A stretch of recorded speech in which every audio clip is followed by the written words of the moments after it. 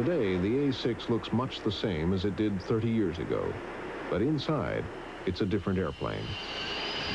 Computer bombing systems and terrain-following radar have been added to give the A-6 true ground-hugging, day and night, all-weather capability.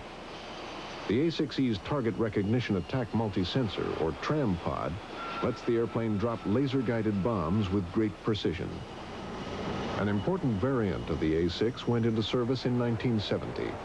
The EA-6B Prowler jams enemy radar and communications. It can also fire radar-seeking harm missiles at hostile positions. The KA-6D tanker plane is another A-6 spin-off. KA-6s refuel Navy planes and transfer gas from huge KC-10 tankers and deliver it to carriers below. The A-6 has been fundamental to the Navy and its interdiction efforts, and again proved very valuable in this war. We used the A-6, like the 111 and the F-15Es, early in the war to attack targets such as airfields, communication sites, and then later we used them with precision munitions and also CBUs against troops in the field in Kuwait. So you're never in this war alone. You're always working together, one unit with another, and it really doesn't matter what country or what service you come from. You mix and match the forces so you have the most capable systems working together. During the Gulf War, more than 150 coalition ships patrolled the waters near Iraq. More than 100 of these ships were part of the United States Navy. The 6 aircraft carriers in the Gulf region represented half the Navy's active carrier strength. Generally, each ship has about 85 planes on station. The aircraft carrier is there, forward deployed, kind of an offensive punch, and it provides us with some very unique opportunities. The A-6 has got a unique mission, and one, that there's 2 aviators in it. We can deliver those smart weapons. We can carry an enormous amount of ordnance, and even though that there's Air Force aircraft that can carry more than we can, because we're forward deployed and we can go to places that they can't, it gives us an opportunity to go out there and strike if we need to, and gives us that opportunity that it just can't be equaled with any other aircraft. The Gulf War gave the Navy yet another opportunity to prove the worth of power projection. When Operation Desert Shield became Desert Storm, Navy and Marine pilots flew alongside the U.S. Air Force and the rest of the coalition air wing in strikes across Iraq and Kuwait. Few intruder crews had previous combat experience. In fact, most A-6 pilots were younger than their planes. I'm gonna beep it up. Stand by for attack. Roger. Good attack symbology. Lasers on. I'm in auto. 9 miles. 1 minute to release. The hard part about combat is that you don't know how you're going to react. When you see that situation, it's not a game anymore, and that can be very scary. When you get to that case where it's not a simulator, but it's actually a real missile, or it's not, you know, a simulation, it's actually AAA, you've got real bombs on you and people are trying to shoot at you to kill you, that's when you really wake up and say, hey, if I have not studied, if I have not prepared, you know, am I really going to be ready?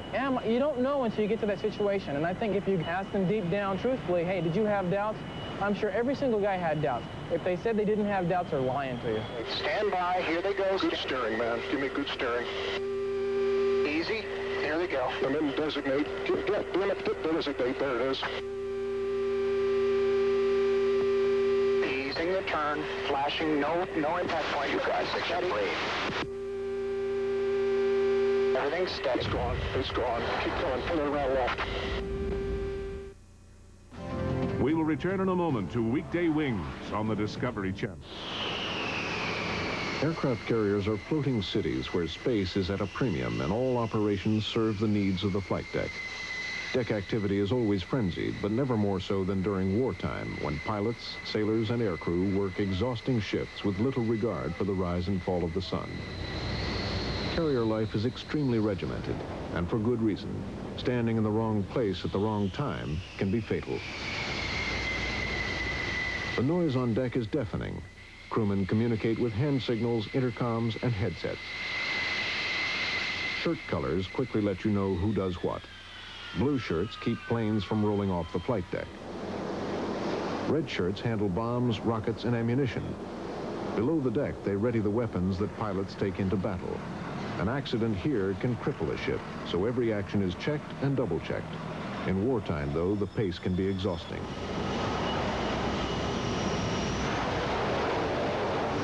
White and silver are the colors of safety men. Yellow shirts direct taxi traffic. Green shirts hook planes up to catapults. And everyone answers to the air boss, the chief controller of flight operations. No plane leaves the deck without the boss's approval. The air boss is a veteran flyer, and his word is law. In the handler's room, men move toy airplanes on a replica of the flight deck. This is the handler's table, nicknamed the Ouija board.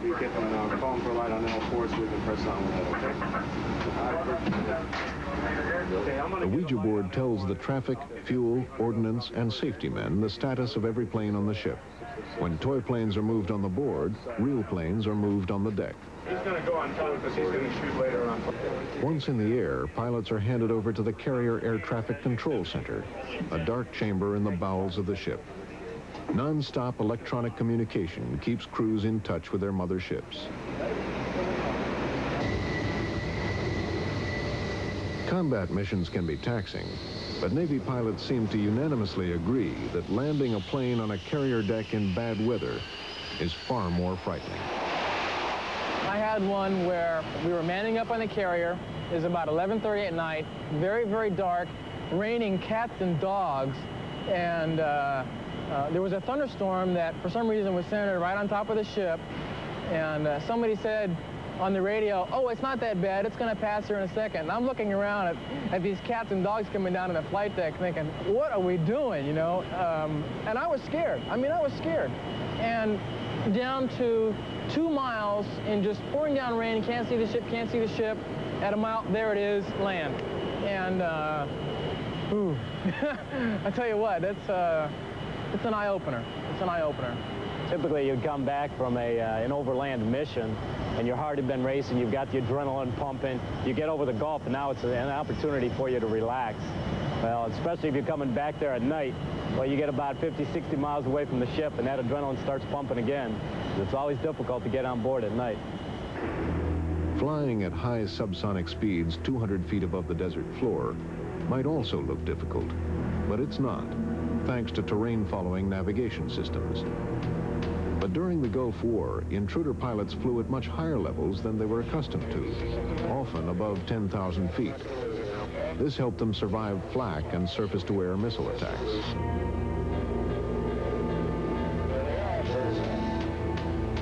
I'm sure every guy that's in this hangar can tell you there were times where he saw a missile coming up, and you don't know for sure if it's guiding on you or not. You're going to be able to pick up that missile visually, and you don't have a choice to take the chance of whether or not it's guiding. You're going to have to maneuver to defeat it. And the same thing with the AAA. Other bombs going off. AAA there. AAA down below. Roger. Man, that's a lot of AAA down there now. A good buddy of mine in VA-65 was hit with AAA one day when I was flying. We went and rendezvoused on his airplane and basically did a an airborne checkout to see how much damage there was. There ended up being a hole in his wing about the size of a large chair that you could slide through. And we followed that airplane home and watched him land at a divert field. He unfortunately could not see the hole because it was near the outside portion of the wing and was blocked by some wing structure. He was talking about trying to lower his flaps and slats, and said, no, no, no, don't do that. So, again, the danger was out there. No matter how easy people thought it was, you could run into danger. That's something in the second package. It's about 10 minutes out. Roger. Nothing on the log here. Looking good. Oh, yeah, right through him, man. The number of airplanes shot down by the Iraqis was low, but it did happen. I fly the A6E Intruder attack aircraft. It was extremely difficult. Jeff was assigned to VA-35 at the time, and that was my previous squadron. I had flown some with Jeff. I knew everyone in the squadron, and just prior to our first mission into Iraq is when we had gotten word that some of those airplanes, the A6s off of the Saratoga, had actually been shot down. It was a difficult time. I could say that the night before that first mission, I laid awake in bed for quite a while, just thinking about exactly what was going on with Jeff, what were his thoughts. and what specifically was happening to him.